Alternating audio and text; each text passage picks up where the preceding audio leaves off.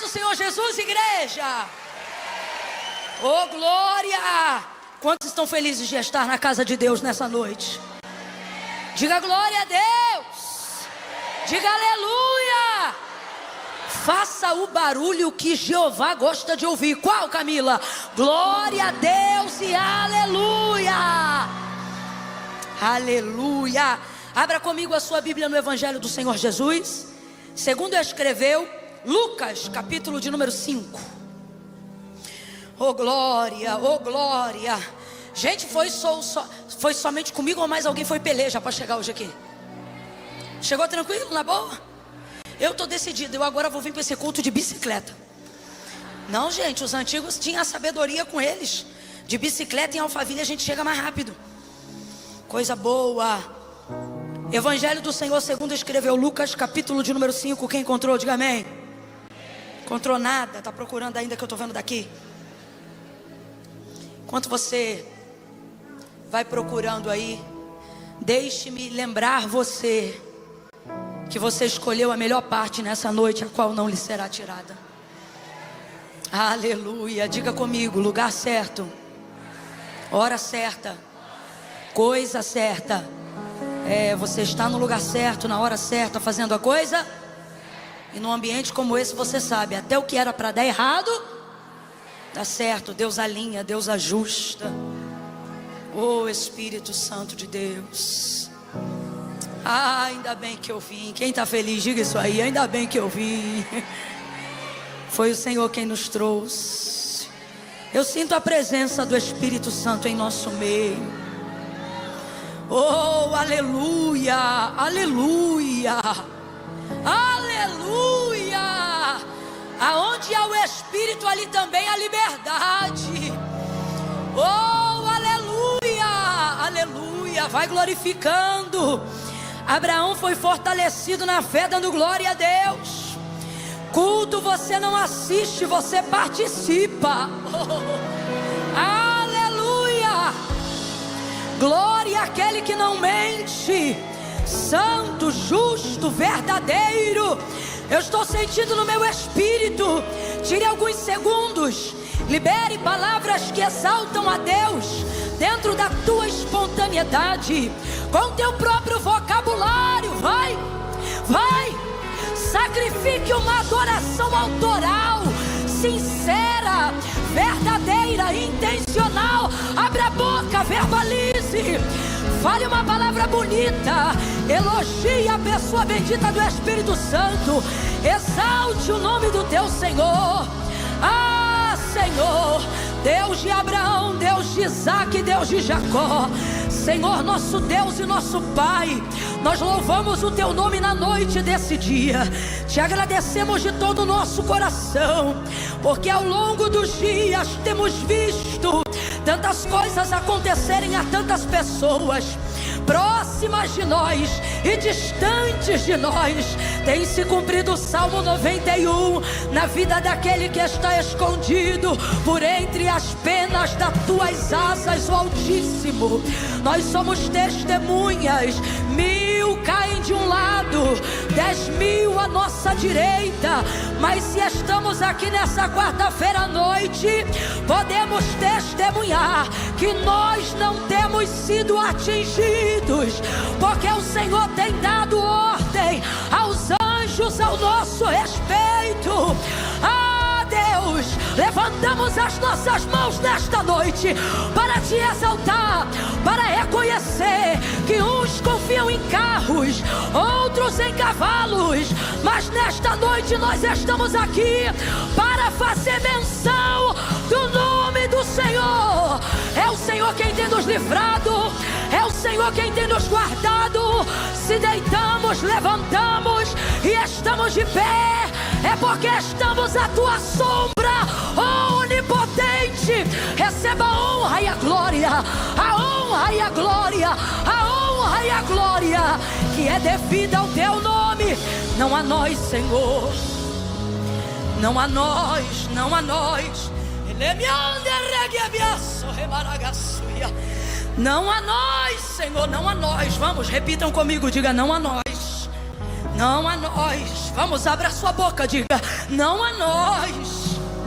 Não a nós, Senhor, mas ao teu nome seja a honra, a glória, o louvor, o poder, o domínio, a majestade, pelos séculos dos séculos. Que unção poderosa, Senhor, continua movendo.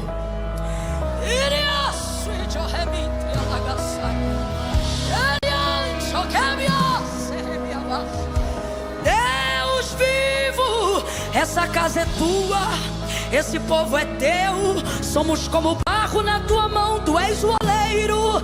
Amassa, move, remove, comove. Levanta, faz como tu queres. Quebranta quem precisa ser quebrantado, fortalece quem precisa ser fortalecido. Opera, Espírito Santo, de acordo com o teu querer e com a tua vontade. Recebe a nossa adoração. Estamos aqui por causa de ti, Senhor. Não adoramos aos homens, adoramos ao Senhor. Continua falando conosco. Traz a sua mão para o seu coração agora, vai. Continua falando conosco, Pai, por favor. Fala conosco, Pai, em nome de Jesus. Quem concorda aí, diga amém. Filho de Davi, aleluia, aleluia, aleluia, aleluia, aleluia, aleluia. Oh, glória a Deus, santo, santo, santo, santo, santo, santo, santo, santo, santo. Espírito Santo de Deus. Aleluia,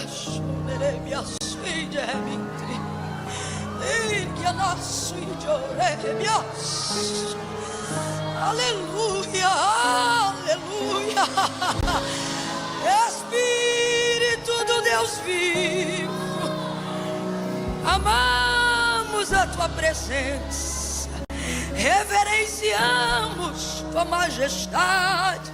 Santo, santo, santo. Oh, vamos ao texto sagrado. Lucas capítulo 5, quem encontrou, diga amém. Apertando a multidão, verso 1. Apertando a multidão para ouvir a palavra de Deus, estava ele junto ao lago de Genezaré. E viu 2 barcos à beira da praia do lago, mas os pescadores, havendo desembarcado, lavavam as redes. Entrando em um dos barcos, que era o de Simão, pediu-lhe que o afastasse um pouco da praia, e assentando-se ensinava do barco a multidão. Quando acabou de falar, disse a Simão: faze-te ao mar alto, faze-te ao mar alto, e lançai as vossas redes para pescar.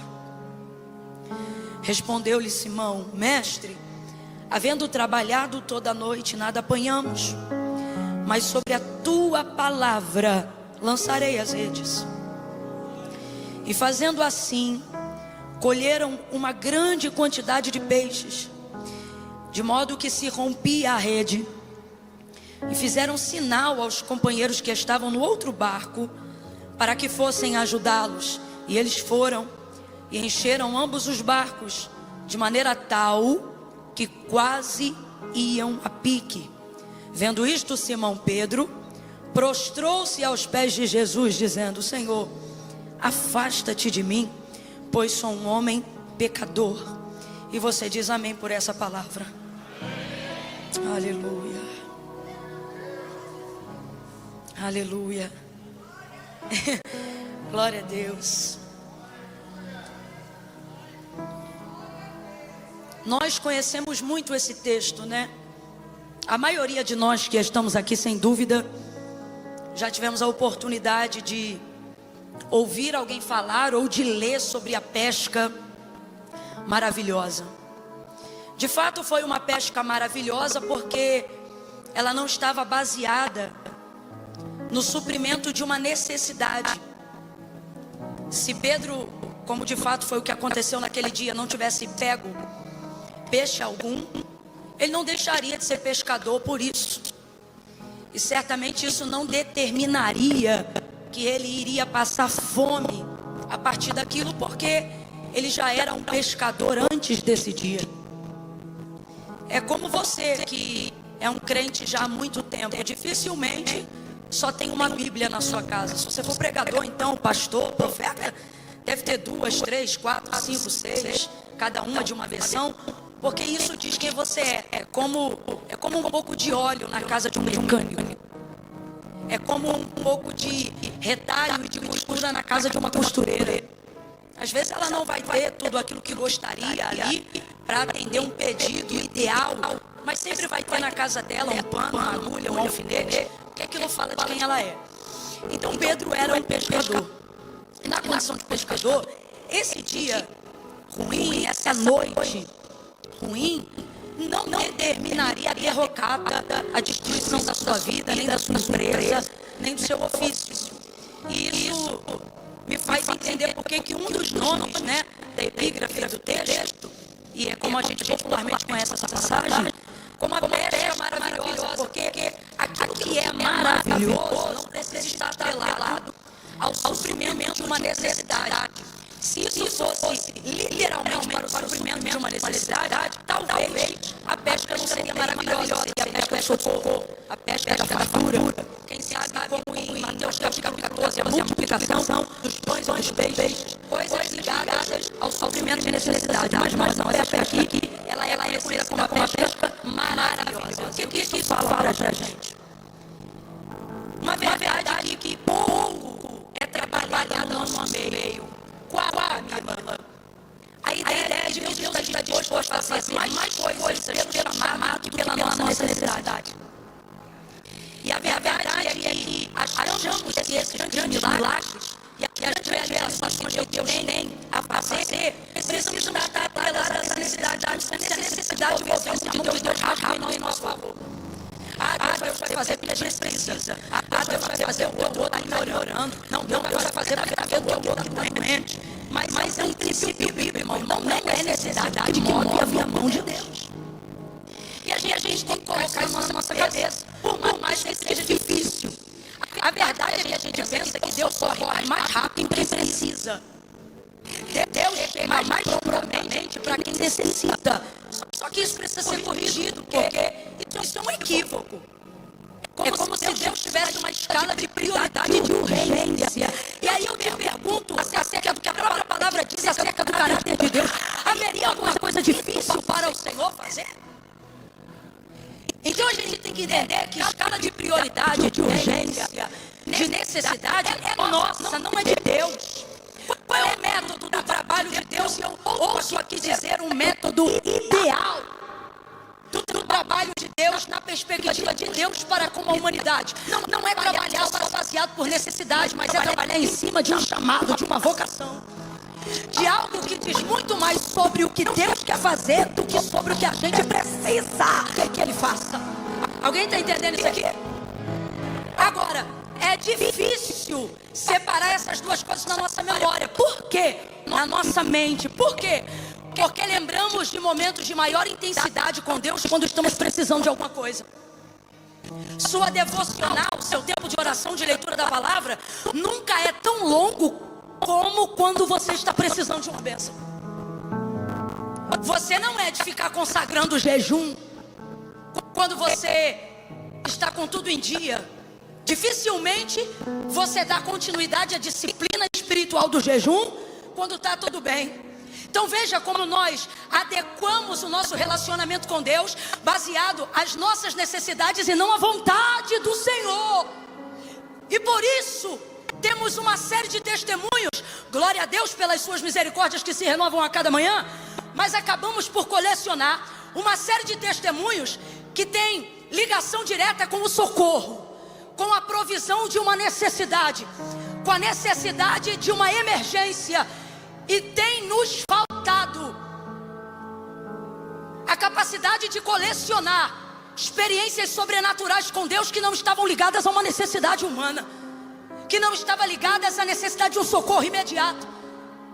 E isso precisa nos fazer refletir nessa noite.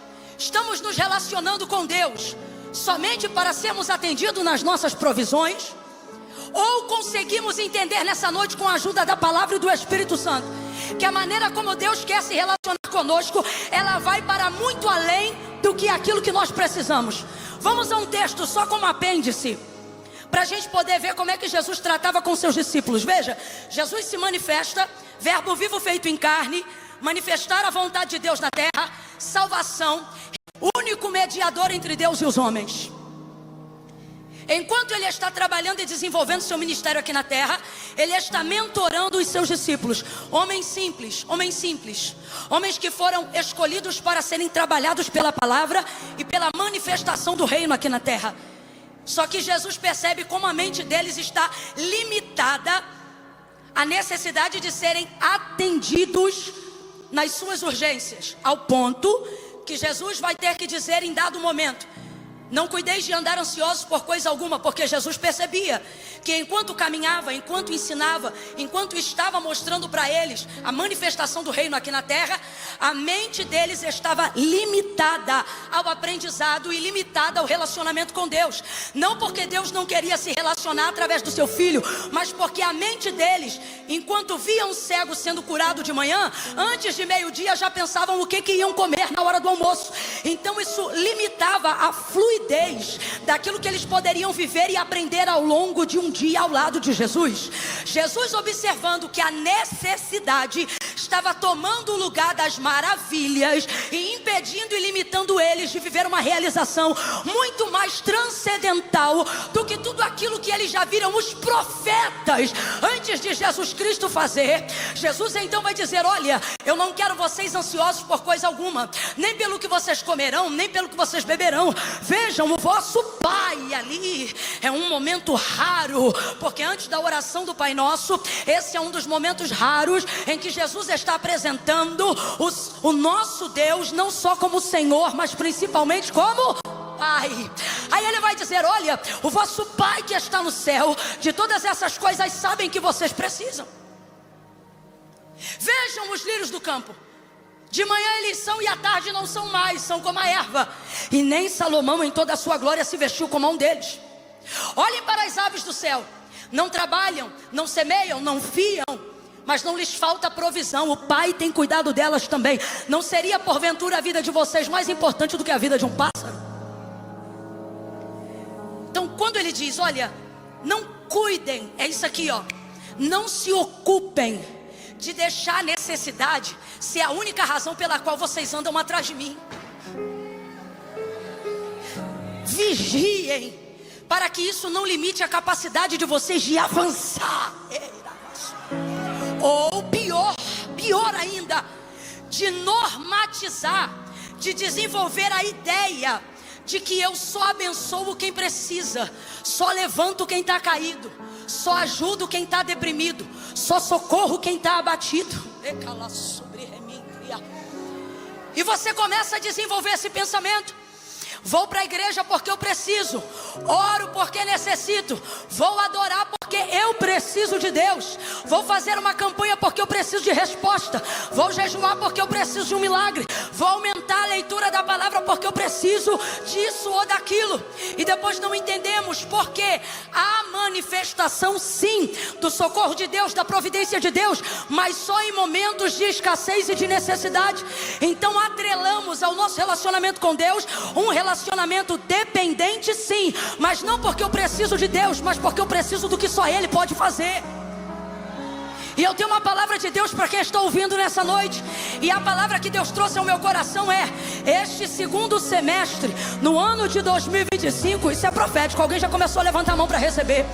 Você não contará só testemunhos ligados à necessidade. Teu relacionamento com Deus vai transicionar.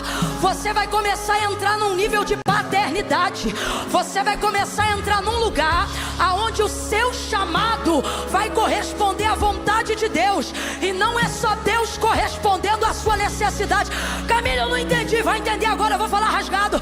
O que Deus tem para fazer é tão maravilhoso, que eu não vou precisar ficar sentado sentada esperando Ele dar. Eu vou trabalhar com o que Ele já deu e vou tributar a glória para Ele, servindo a Ele em cima daquilo que Ele já fez e disponível para aquilo que Ele quer fazer. O que isso significa? Eu não vou ser a vida inteira alguém que depende de campanha para ter vitória. Pelo contrário, eu vou demorar mais tempo adorando do que pedindo. E vai chegar uma hora que aquilo que eu preciso vai acontecer como consequência no meio do caminho. Deus vai abrindo o caminho para eu realizar o plano dele. Deus vai abrindo o caminho para fazer a vontade dele. Por quê? Porque agora ele viu que não é dele para mim, é de mim para ele. Eu estou disponível para ti. Eu volto ao mar para ti. Agora eu não vou lançar rede porque eu preciso. Eu vou lançar porque o Senhor mandou. Agora eu vou fazer porque o Senhor quer. Não é porque eu quero, é porque tu queres. Alguém está entendendo? Reaja diante dessa palavra. Oh meu Deus, de junho para dezembro, Senhor, nós te clamamos nesta noite. Usa a nossa vida para fazer o teu querer.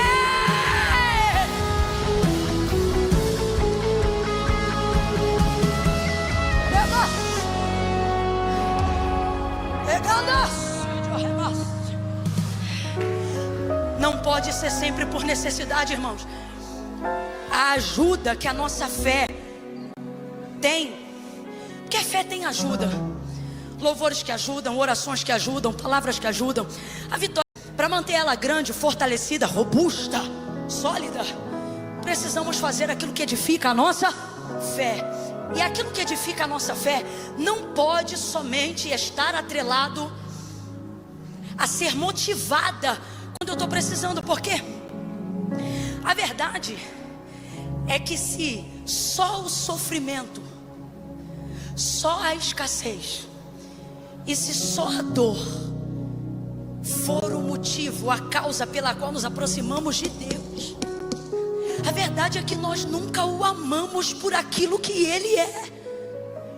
Somente o servimos esperando aquilo que Ele pode fazer. E depois não entendemos, porque mesmo com a causa na justiça ganha, depois de um período de oração, logo depois vem uma tristeza e um afastamento e uma frieza espiritual. Depois não entendemos que logo após uma vitória e algo que só a mão de Deus podia fazer, arrefecemos na busca do nosso relacionamento com o Espírito Santo, porque na verdade estamos nos autoeducando de maneira a só contar com Deus quando nós precisamos. Por mais que o amemos, por mais que essa seja uma verdade no nosso coração, precisamos disciplinar a alteração desse comportamento a partir de hoje. Eu vou contar de 1 a 3, tu vai olhar com carinho, porque todos nós aqui precisamos dessa palavra, e eu sou a primeira. Quando eu disser 3, você vai olhar com carinho para o irmão que está do seu lado e vai dizer para ele: isso precisa melhorar. 1, 2, 3, diga: isso precisa melhorar. Isso precisa melhorar. Precisamos criar na nossa busca com Deus um mecanismo. Que é isso, Camila? Método. Que é isso? Vamos, o que eu falei? Estou falando de um método. Todas as vezes que uma disciplina espiritual precisa ser aplicada, você não vai conseguir aplicá-la no espírito. Primeiro você vai aplicá-la no físico, e o físico vai reverberar a mensagem para o espírito. Por que tem gente que não consegue ter uma vida espiritual ativa, fervorosa, uma fé eficaz? Porque você deixa a alma trabalhar com o espiritual. Quando eu sentir, eu oro. Quando eu estiver motivado, eu busco. Qualquer dia desse eu vou fazer um jejum. Você fica esperando sentir para fazer, e as coisas do Espírito não são assim.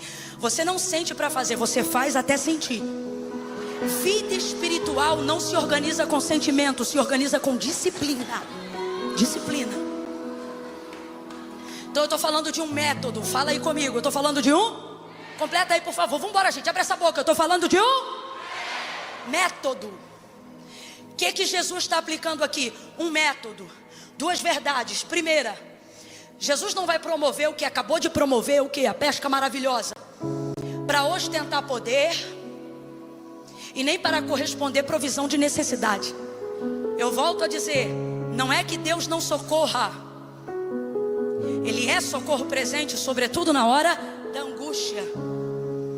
Então não é que Deus não socorra, mas numa escala de prioridade, Deus jamais, falando da vontade do Eterno, gostaria de esperar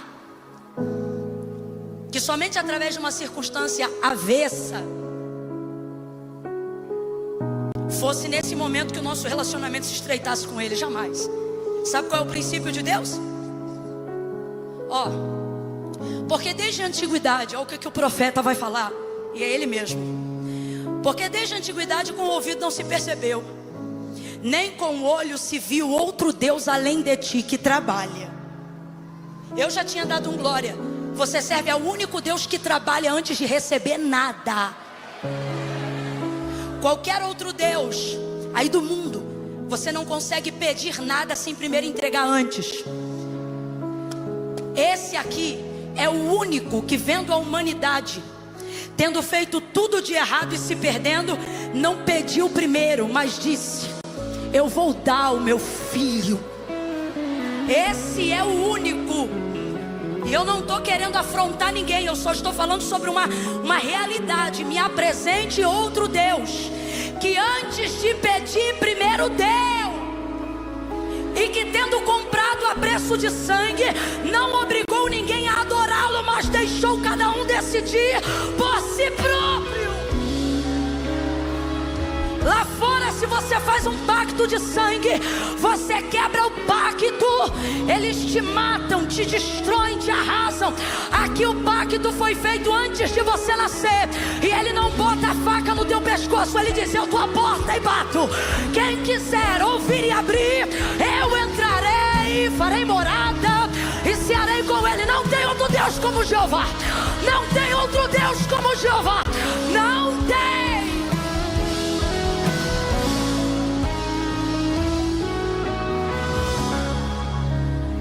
Oh, meu Deus. Então veja como ele vai dizer: porque desde a antiguidade com o ouvido não se percebeu, nem com o olho se viu outro Deus além de ti que trabalha. Vamos lá? Que trabalha. Vamos. Ele faz o quê? Trabalha.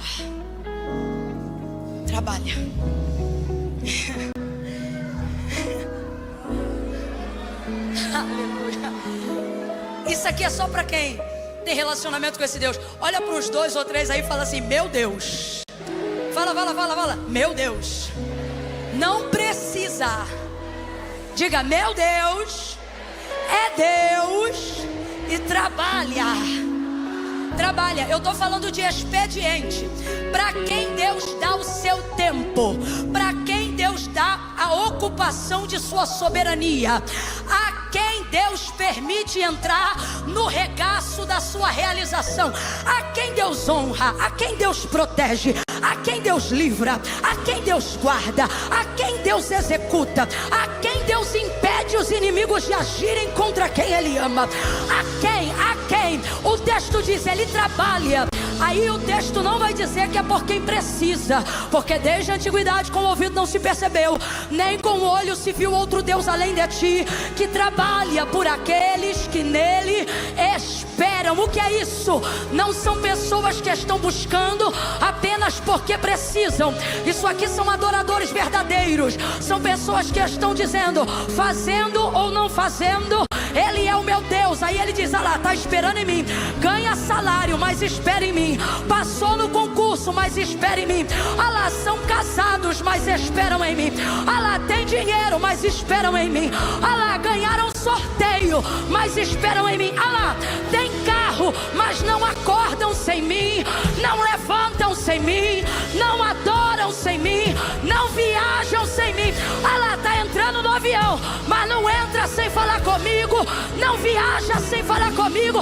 Por essa pessoa Deus trabalha, porque ele tem tudo e não serve a Deus porque precisa, serve porque não vive sem Ele. Deus está dizendo a você: eu estou trabalhando, daqui para dezembro eu vou trabalhar muito, por amor à tua vida, para a minha glória. Ele está trabalhando. Eu estou sentindo uma unção tão poderosa aqui. Deus está dizendo: você vai me ver fazer, coisas que o teu salário não poderia fazer, nem que ele fosse aumentado 7 vezes.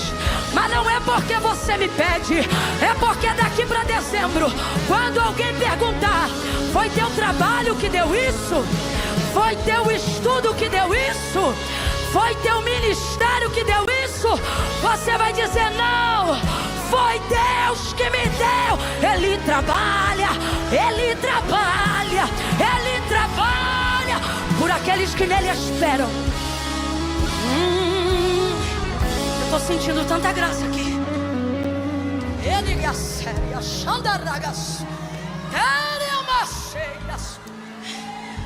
É por aqueles que nele esperam. Vamos, por favor, complete aí.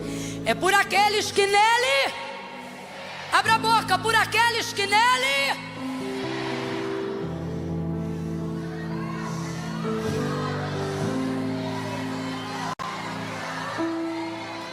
Não é por aqueles que esperam ele abrir a porta, é por aqueles que esperam que ele seja a porta.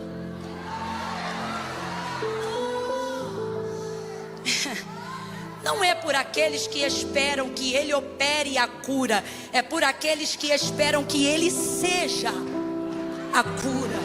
Camila, e tem diferença? Tem diferença.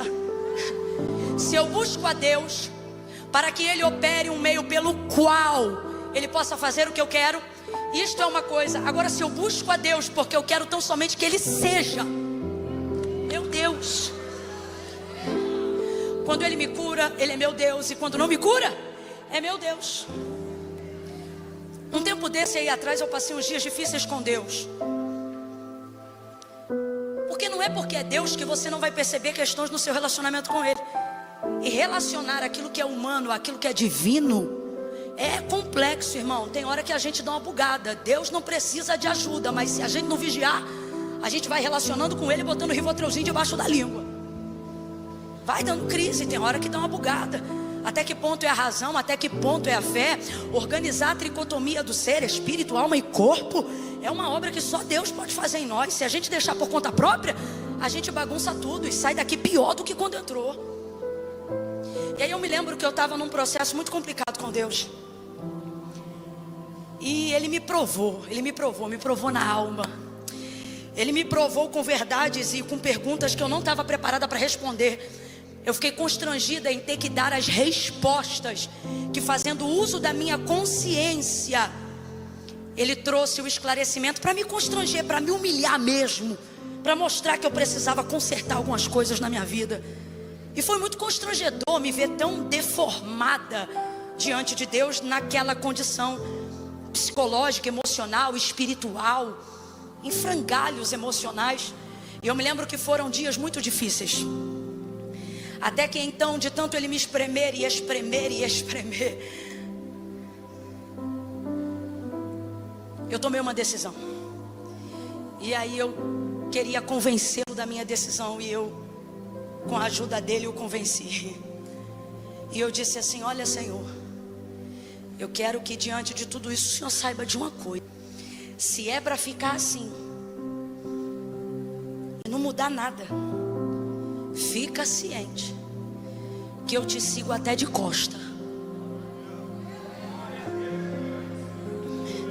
E a imagem que eu tinha na minha memória enquanto eu falava essas palavras para o Senhor, e eu falo isso debaixo do sangue de Jesus, irmãos. Irmãos, o homem não tem coisa alguma se do céu não lhe for dado. Até quando você fala uma palavra dessa, é o Espírito Santo traduzindo no seu coração o que a sua vida ridícula e limitada jamais poderia traduzir em palavras para falar para Deus. Então, não pense que eu sou melhor do que você em nada por ter dito isso. Pelo contrário, talvez eu seja pior. E por não ser, Deus me escolheu para tentar fazer alguma coisa. Mas eu me lembro que isso foi de todo o meu coração.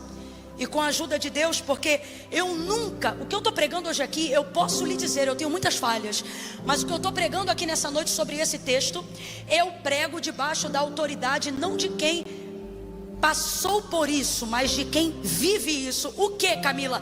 Eu nunca busquei a Deus para ser correspondida nas minhas necessidades. Eu sempre busquei a Deus porque eu queria conhecê-lo. Eu não estou dizendo que o crente não pede, eu peço todos os dias. E quem diz que não pede nada para Deus ainda não entendeu como deve buscá-lo. Ah não, Camila, eu entendo que eu não devo pedir nada. Isso é orgulho e não é humildade. Não, Camila, isso é humildade. Não, essa humildade aí é uma maneira sofisticada de você ser soberbo e arrogante. E eu sempre busquei isso no Senhor. Senhor, eu quero te ver, eu quero que o Senhor faça. A minha alegria não é ter coisas, é saber que elas vieram da mão de Deus. Essa é a diferença do ter e querer que Ele seja o que você quer. E aí, como eu estava nessa crise, todas as vezes que eu oro, eu tenho duas imagens na minha cabeça. É uma coisa minha com Deus. E nesse dia, por estar sendo provada, Ele não me permitiu ter, enquanto eu orava, aquela imagem que sempre me acolhe, me acalenta. Que imagem, Camila? Eu não vou contar, é coisa minha com Deus. Mas é a projeção, sabe, de uma imagem, de uma cena que o meu emocional remonta para acomodar algo que Deus está dizendo ao meu espiritual. Eu vejo aquela cena. Inclusive, esses dias conversando com um cara que é pintor, eu quero retratar essa imagem, para quando eu estiver num dia como desses aí, eu olhar aquilo e lembrar que é aquilo. E aí eu queria trazer aquela memória que me dá esperança. Eu queria trazer aquela imagem que me levanta, me anima. E eu não conseguia ver aquela imagem. Era como se Deus rasurasse aquela lembrança apenas momentaneamente, como se Ele dissesse assim: não, hoje eu vou te privar desse acolhimento. Hoje eu vou te privar desse nível de consolo. Camille, Deus faz isso, irmão, bota na tua cabeça, Deus faz o que quer. Deus não é homem, Deus não é gente.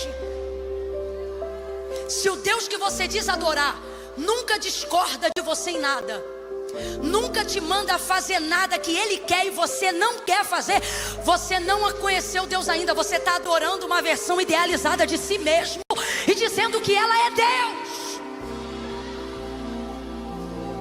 Então Ele me privou do que me alegrava, me privou do que me fazia ter esperança. Ele me privou e Ele fechou aquilo, e eu não conseguia mais ter aquela lembrança, nem aquela imagem, nem aquela memória. E foi daí que essa oração surgiu, porque eu não via nada. E aí eu pensei assim: se eu não tiver mais a mão de Deus em meu favor, se eu não tiver mais a luz do seu rosto em minha direção, porque se tem uma bênção que eu acho bênção, irmão, é a bênção araônica. Que o Senhor te abençoe e te guarde. Que o Senhor faça resplandecer a luz do seu rosto sobre ti. Rapaz, você tem noção do que é isso? Que o Senhor faça resplandecer a luz do seu rosto sobre ti. Vou traduzir isso numa imagem a grosso modo, só para a gente entender. Que Deus levante a cabeça em sua direção. Que a luz da face dele ilumine você, tudo que você tem, seu caminho. Que o Senhor levante sobre ti a luz do seu rosto. Que o Senhor te agracie, que o Senhor tenha misericórdia de ti, que o Senhor ponha em ti a paz. Eu quero ter de Deus a bênção e não o consentimento. Eu não cheguei até aqui fazendo certo ou errado. O lugar que você chegou aí, esse lugar de bênção, de provisão, escute, você não chegou aí porque fez o que era certo. Houve momentos em que você deixou de fazer até o que você tinha direito de fazer, porque você não escolheu caminhar pelo que era certo, escolheu caminhar pelo que Deus queria que você fizesse. Quantas vezes nós abrimos mão do nosso direito para fazer a vontade de Deus? Irmão, tem dois tipos de crente: o crente que faz tudo o que é certo, e o crente que só faz o que Deus quer. E a segunda categoria é muito difícil, mas é essa categoria que não se relaciona por Deus, por socorro, mas por relacionamento, e vê Deus fazer coisas das quais você nem precisou pedir, porque você estava tão ocupado resolvendo as coisas que Deus queria que você fizesse para Ele, que Ele não te deixou nem ver o tamanho do problema que Ele estava resolvendo atrás de você, enquanto você estava andando atrás dele. Quem está entendendo aí, diga amém. Então nessa crise, eu não me vi naquela cena, a cena da bênção, a cena do rosto, a cena da luz, a mão que me acolhe, eu não vi. O que eu vi foi minha imaginação, né? Reproduzindo aquele momento de dor, como se, meu Deus, meu pai estivesse indo embora e eu estivesse vendo só as costas dele, sabe? Sabe o que eu fiz na minha imaginação, nesse cenário? Quem está entendendo aqui o cenário que eu estou montando? Um homem bem grande, meu Deus, meu tudo, andando, e eu ficando para trás, Samuel. Aí sabe o que eu fiz na visão? Eu fui vendo ele indo, andando, de costas, sem luz, sem rosto, sem bênção, sem brilho. E me lembrei das palavras de Pedro: para quem iremos nós? Se só tu tem o quê? Dinheiro para pagar a conta de luz? Irmão, o dinheiro que você precisa, se você fizer plantão, você paga. Não. Ele disse: para quem iremos nós, se só tu tens palavra de vida eterna? Naquela imagem, eu vendo ele ir, eu comecei a andar atrás dele, como se estivesse desprezada. E mesmo desprezada, eu segui. E chorando naquela imagem, eu segui. Quem está acompanhando o meu filme aqui? Ele está indo e eu estou seguindo atrás dele, arrasada, acabada. Não me ama mais como antes, eu arrasada, acabada. Isso aqui é emocional, você está entendendo? Eu só estou pintando um teatrinho. E eu olhando, por quê? Por que eu estou montando isso aqui para você entender? Porque o que eu sinto não muda o que Deus sabe. Deus nunca disse: eu sinto que eu amo vocês. Quem trata amor como sentimento somos nós. Deus não trata amor assim não, Deus trata amor com responsabilidade. E Deus amou o mundo de tal maneira que deu seu Filho unigênito. Você diz que ama porque sente. Deus quando ama não fala, Deus quando ama faz alguma coisa. Eu sei que pensamentos tenho de vós, diz o Senhor. Ele não diz: eu sei que sentimentos tenho de vós, diz o Senhor. Ele diz: eu sei que pensamentos. Sabe o que ele está dizendo? Eu não sinto, eu sei. E o que eu sei não muda quando você está deprimido. O que eu sei não muda quando você está com a bola baixa. O que eu sei não muda quando você está entristecido, angustiado. Eu sei. Então ele está andando igual o pai que deixa o filho na escola e fica olhando para ver se está seguindo. E ele está andando e eu falei: eu vou para onde? E foi então que eu disse: Senhor, eu quero que o Senhor saiba de uma coisa. Seja para a vida ou para a morte, eu vou te seguir até de costas. Porque eu não tenho e nem quero ir a outro lugar e recorrer a nenhuma outra pessoa. Guardei aquilo. Deus então me mostrou que meu relacionamento com Ele transiciona para um novo nível quando eu paro de querer o que eu queria para querer só Ele.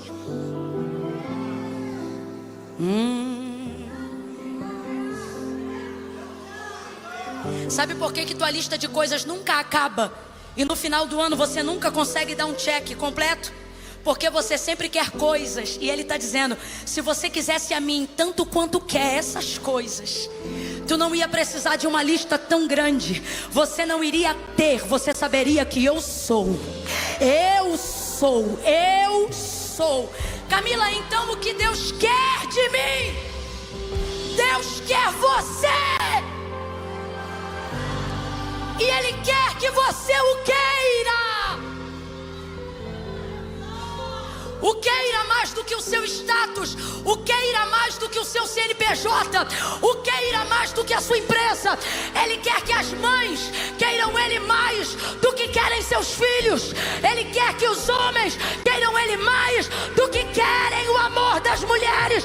Ele está dizendo: eu entreguei meu filho porque te quis. O que eu quero é que você me queira. E aí eu não vou ser teu Senhor, eu vou ser teu Pai. E você vai conhecer as minhas maravilhas e não a minha conta bancária. As minhas maravilhas e não apenas a providência divina. As minhas maravilhas e não apenas o suprimento das suas necessidades. As minhas maravilhas e não apenas a correspondência das suas carências. Você vai conhecer as minhas maravilhas e não apenas a cura da dor de cabeça. Você vai conhecer as minhas maravilhas e não apenas a cura da depressão. As minhas maravilhas.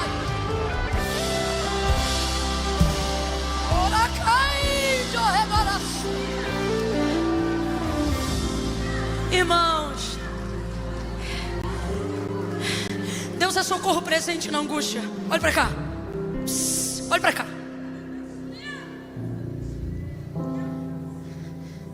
Deus é socorro presente na hora da angústia, amém ou não? Mas você conhece quem Ele é quando você não está precisando?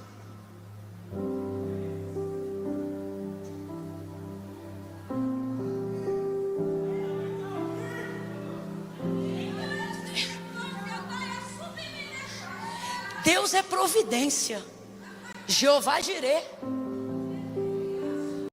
Mas você sabe quem Deus é quando Ele não está provendo? O nome é maravilhoso. Escute, escute. Nissi, bandeira. Tsidekenu Yahvé, o Senhor é a minha justiça. Shalom, minha paz. Sabaoth, guerra. Eu poderia ficar nisso um bom tempo.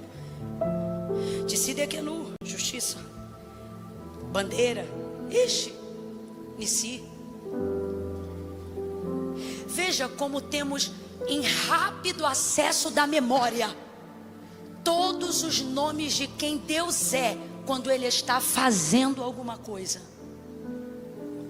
Mas não temos então rápida memória quem Ele é para mim quando Ele não está fazendo nada do que eu preciso. Tem gente aqui que não tem essa memória. Não fique triste, é por isso que você está ouvindo essa palavra. Você não tem essa memória. Você não tem uma experiência que passe por algo que não esteja ligado a uma provisão, a uma necessidade, a um socorro. Você não tem essa memória, não tem.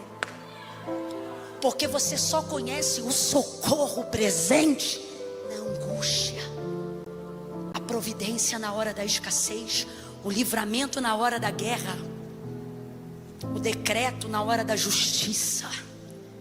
Já parou para pensar que se Deus ocupado com o que eu quero já é maravilhoso? Imagine como é Deus quando Ele não está operando no que eu quero, mas está operando. Se eu sinto o seu mover, sinto o seu poder, se eu me alegro em sua presença, quando Ele está executando algo que me diz respeito, mas que não sou eu. Processo na justiça é meu, mas não sou eu. Está entendendo o que eu estou falando aqui? A afronta é comigo, mas não sou eu. Imagine se agindo fora, em tudo que diz respeito a mim. Nós temos uma história o suficiente para chorar do início do culto até o fim, se a gente começar a ouvir o testemunho aqui dos irmãos do que Deus fez na vida deles. Imagine se esse expediente do trabalho de Deus fosse dedicado mais do que naquilo que eu quero que Ele faça, Ele fosse dedicado em mim. Então eu quero fechar com essa reflexão aqui.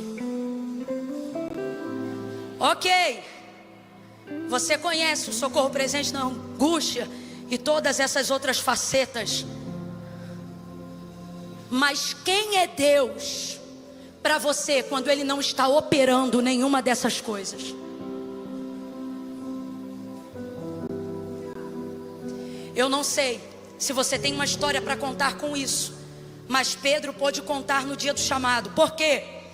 Porque ele obedeceu a um método do qual ele não sentia nada de fazer.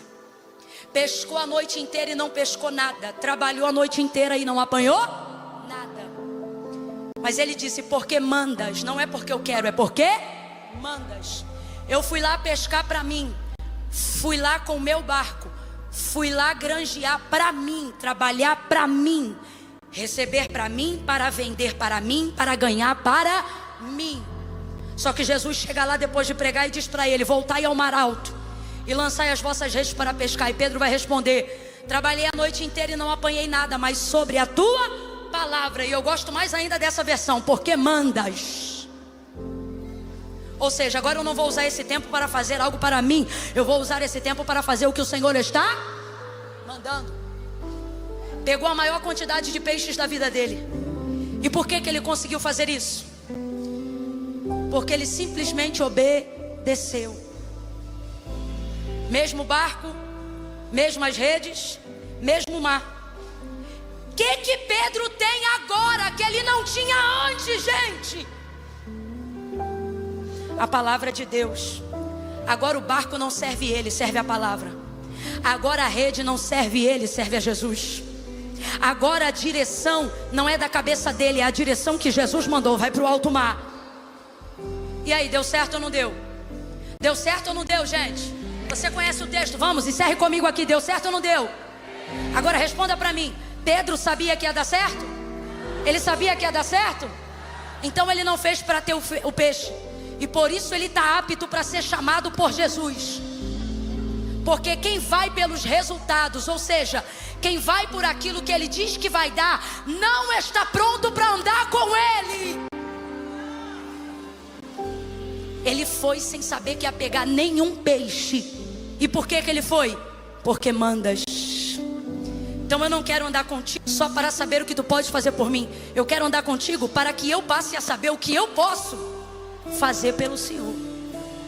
Que é isso? Chamado. Deus está chamando alguém aqui hoje. E Ele está dizendo, até quando você vai vir comigo? Por aquilo que eu posso fazer por você. Depois de tantos anos de relacionamento, fica aqui a pergunta. Quando é que eu vou poder contar com você? Quando é que você vai andar comigo? Não pelo tanto que eu posso te servir, mas pelo quanto que você pode ser útil ao meu querer. Deus está falando com alguém aqui. Se essa pessoa é você, fica de pé que eu quero orar por você agora. Aleluia. Não fica de pé só porque todo mundo está ficando, não. Só fica de pé se você for essa pessoa.